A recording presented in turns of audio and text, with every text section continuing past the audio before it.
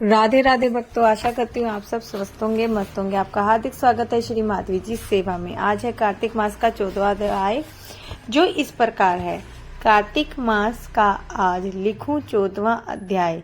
श्री हरि कृपा करे, श्रद्धा प्रेम बढ़ाए। हे राजन, इस प्रकार उसको धर्म पूर्वक राज्य करता देख कर देवता क्षुब्ध हो गए। उन्होंने देवताधिदेव भगवान शंकर का मन में स्मरण करना प्रारंभ कर दिया और कितने ही प्रकार से उनकी स्तुति की।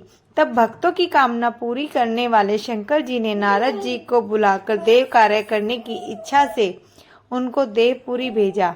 शंकर भक्त नारद भगवान शंकर की आज्ञा से देवपुरी में गए। इंद्र आदि से भी देवता व्याकुल हो शीघ्रता से उठकर श्री नारद जी की स्तुति करने लगे।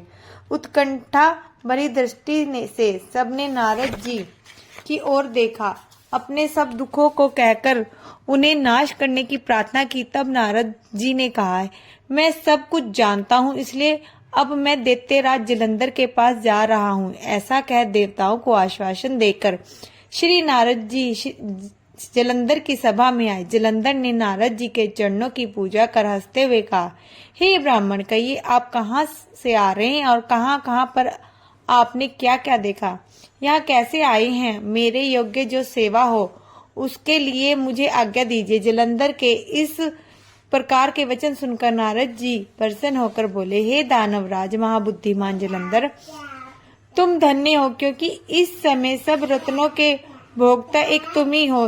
हे दैत्य श्रेष्ठ, अब आप मेरे आगमन का कारण सुनिए, जिसके लिए आज मैं यहाँ आया हूँ। हे दैत्य राज, मैं स्वेच्छा से कैलाश पर्वत पर गया था, जहाँ 10,000 योजनाओं में फैला कल्प वृक्ष का वन है।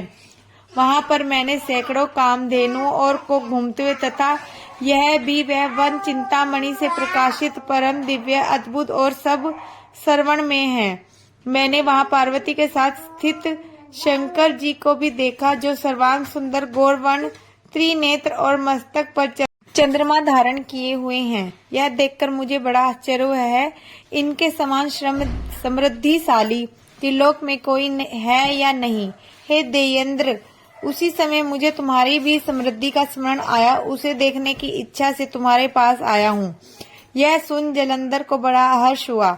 उसने नारद जी को अपनी सब समृद्धि दिखला दी। उसे देखकर देवताओं का कार्य करने के इच्छुक शिव प्रेरित नारद ने जलंधर की बड़ी प्रशंसा की और कहा, निश्चय ही तुम त्रिलोकपति होने के योग्य हो। तुम्हारे लिए ऐसा होना कोई विचित्र बात नहीं है। मैं देखता हूँ कि तुम्हारे पास सब कुछ है, किसी बात की कमी नहीं है। ऐरावत ऊंचे श्रवा घोड़ा कल्प वृक्ष और कुबेर की निधि तुम्हारे पास है। मणियों और रत्नों के ढेर भी तुम्हारे पास लगे हुए हैं। ब्रह्मा जी का हंस युक्त विमान भी तुम्हारे पास है, और धूलोक पाताल और पृथ्वी पर जितने भी रत्न आदि हैं वह सब तुम्हारे ही तो हैं। मैं तुम्हारे इस प्रकार के रत्न ऐश्वर्य को देखकर बड़ा प्रसन्न हूँ, परंतु तुम्हारे पास कोई स्त्री रत्न नहीं है, इसलिए तुम्हारा यह सब कुछ फीका है।